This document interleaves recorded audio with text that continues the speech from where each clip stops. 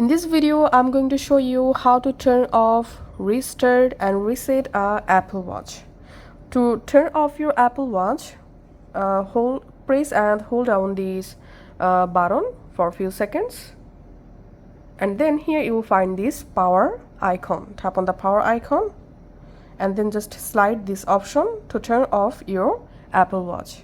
Here's another option to turn off your Apple Watch. Just press the crown to go to your app library, then tap on settings.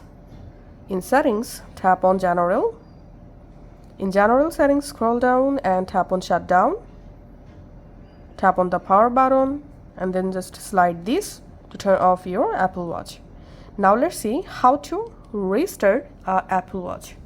To restart your Apple Watch, you have to press and hold down these two buttons at the same time, and press and hold down. Don't release your finger from these two buttons until you see the Apple logo on your Apple screen. Once you see the Apple logo on your screen, then you can release your fingers from these two buttons. That's how you can restart a Apple Watch. Now let's see how to reset our Apple Watch. Press the crown, go to app library, select settings. Under settings, scroll down and tap on general. Under general settings, scroll down and tap on reset.